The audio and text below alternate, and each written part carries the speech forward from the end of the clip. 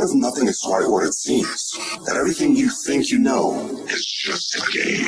A game of wars and lies, cover-ups and disinformation, secret operations that never took place. You took to the trail quickly, firing up old projectors and shining a light on classified intelligence. Traveling to the Ural Mountains in search of answers. Playing the world's greatest chess match, breaking into hidden bunkers across Verdansk, all to crack endless strings of numbers and launch deep into the middle of the Cold War. Rohan's grinding away in their simulation, but every system has weakness. You stopped short of nothing. Hacking into old computers and retrieving classified transmissions, intercepting communications through the mail. You traveled deep into the great underground, discovering secret rooms and hidden treasures. You even took command of choppers to uncover the details of fallen soldiers and brave heroes that come to the rescue. More missions, more cover-ups. You parachuted into a war-torn stadium to find hidden markers and defused bombs before they went kaboom, and discovered secrets more horrific than one could ever imagine. If you're watching this, then you already know how twisted things can become. Unthinkable atrocities. And the game of our humanity on full display. You cracked emails and dialed into secured networks to retrieve classified intelligence. You journeyed across the globe to the streets and landmarks of Miami. You walked the twisting roads of Moscow, navigating through train stations, jumping from square to square across the game board, unveiling the network.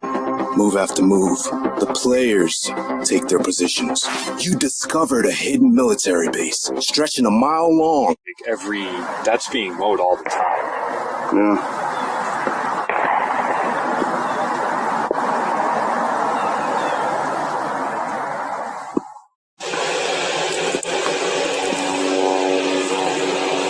And I mean, whatever's in there, though, it's operating. Because you can hear the fans. On their way to catch a plane at DIA, thousands of people walk over it.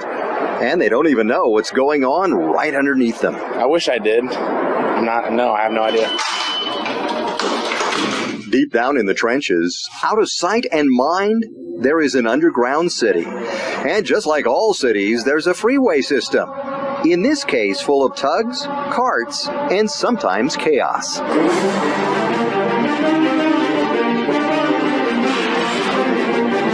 This is where the airlines move our luggage from plane to baggage claim. And there's no time to waste. When they're offloaded, they go into the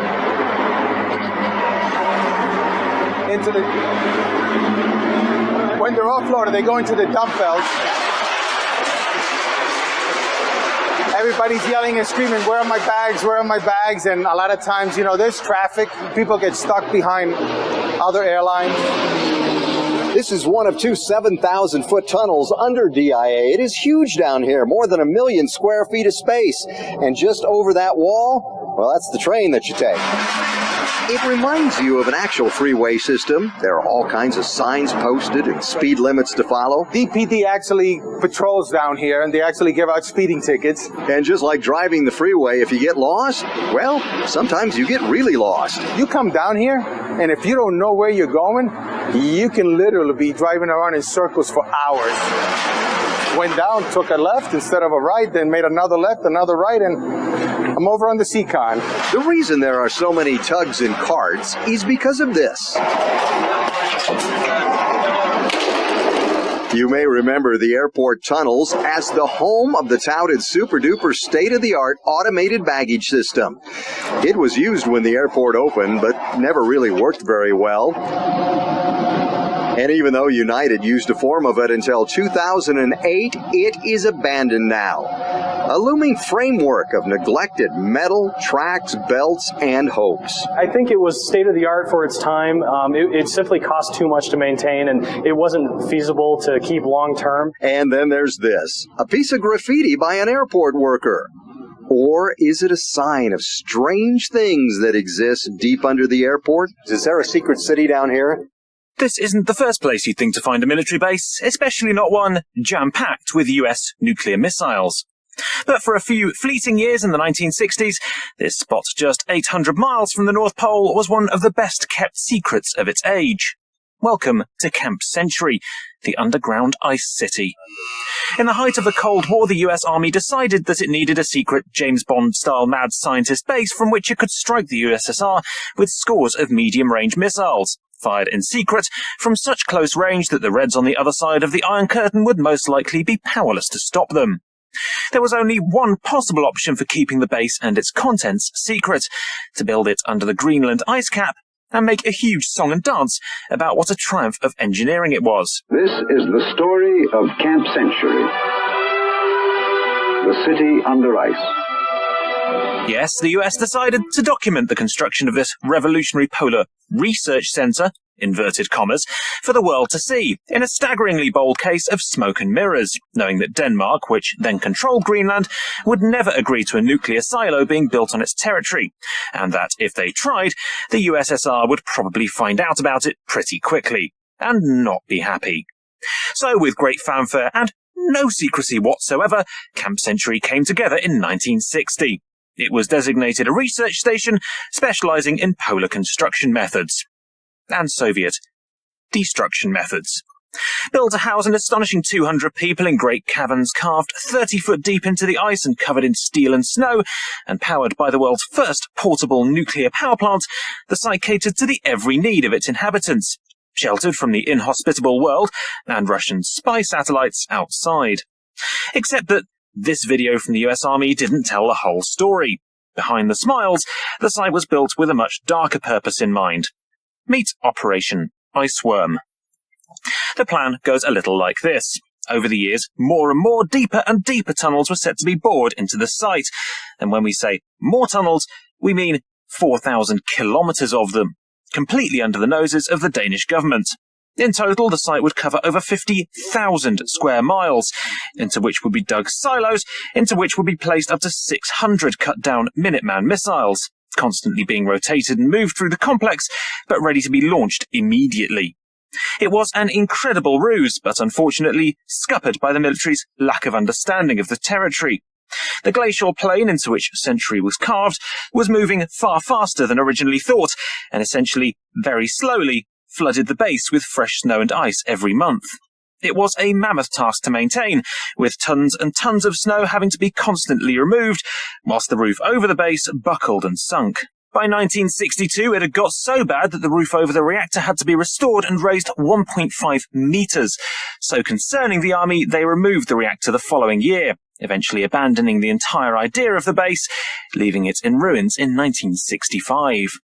Operation Iceman was one of the most audacious war plans ever devised, hiding thousands of men and enough weapons to destroy the USSR several times over in an underground country right under the noses of a friendly government.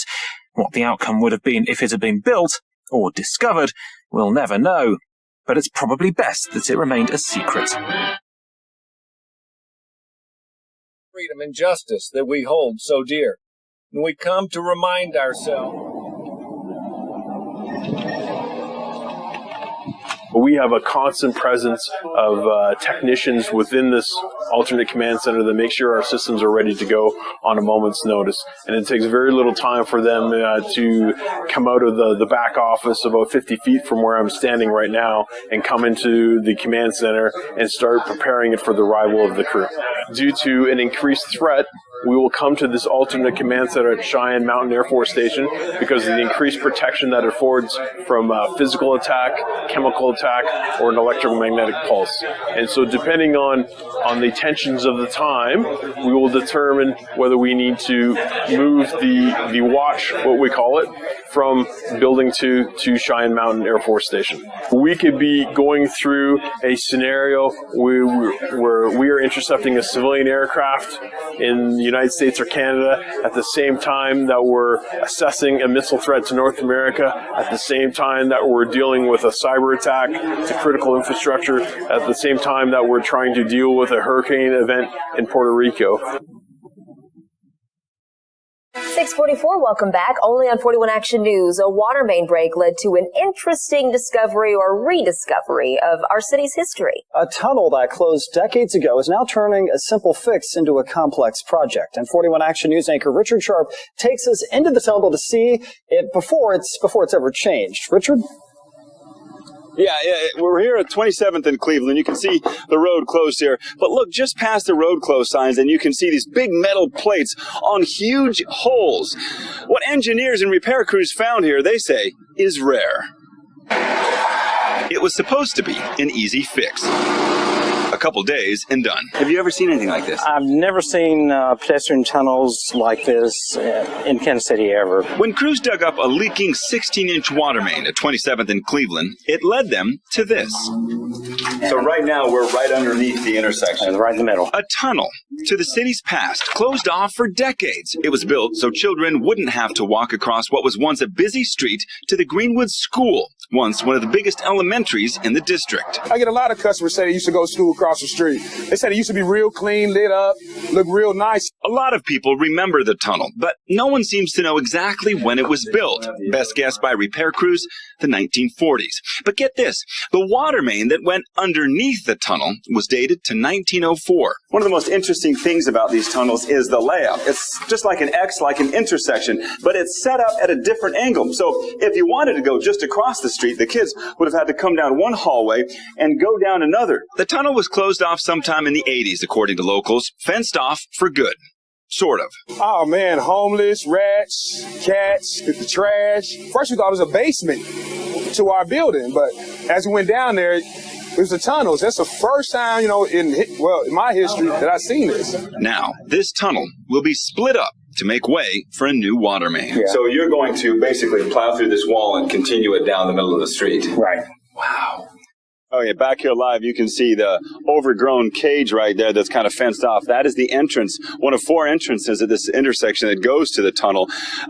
Fix should take several weeks. What's interesting about all of this is this tunnel was actually built before the Public Works Department existed. So that's why it's been kind of an eyesore and a problem to deal with ever since then for not only the city, but also for businesses that work around here. So we're about to go into the head of the tunnel here. We're about to go approximately a mile to the head of the machine. Overhead, you can see the big air ventilation system bringing fresh air in. So it's a fairly simple process. The shield has a main bearing unit that has drive motors that turn this cutter head, and that cutter head is digging into the ground. Simultaneously, the machine is advancing into the ground. So as this is spinning, the machine's advancing forward and ingesting material. Then it stops, and the crew builds a ring inside of the tail shield. That tail shield has a seal that's on the back side of it, and that keeps the ground and water and grout and stuff from invading the tunnel.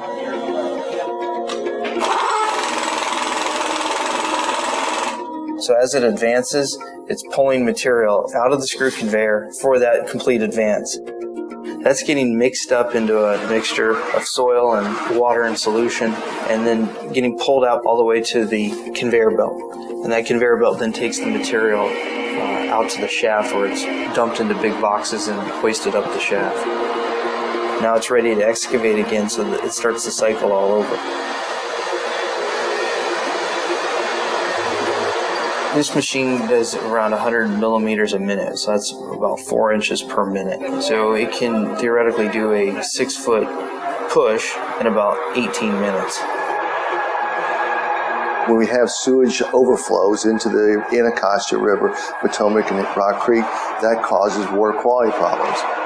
We're going to reduce the overflow volume by 96%.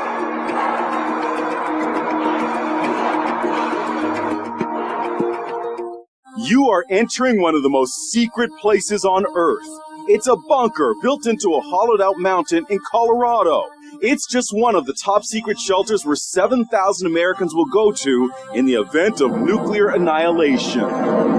The government built more than 100 of these bunkers and relocation facilities around the country. There's no room for families. Wives, children not included. The plans to get a small number of government officials out of Washington, out of major cities, and into these bunkers around the country.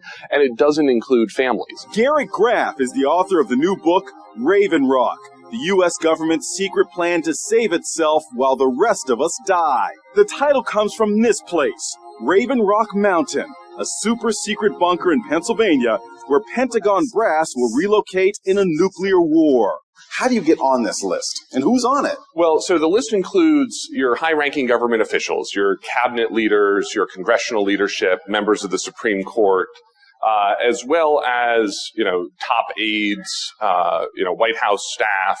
Some people are on the elite list by accident. The bunker at Cheyenne Mountain in Colorado has its own Subway sandwich shop. If you just happen at the time of the apocalypse to be the person manning the cash register at the Subway, you're going to be the only fast food employee in America who survives the nuclear war. Another bunker is buried in Virginia at a place called Mount Weather. This is the Mount Weather facility about 60 miles west of Washington, D.C., and it looks like a typical secure government facility. It is surrounded by a chain-link fence with a barbed wire at the top, and they don't like visitors. Okay. I need to. For decades, another secret bunker was located beneath Greenbrier, a luxury resort in West Virginia. It's now a museum. Behind this 25-ton blast door was a shelter for 400 government officials who could live for 60 days in dorms like this one.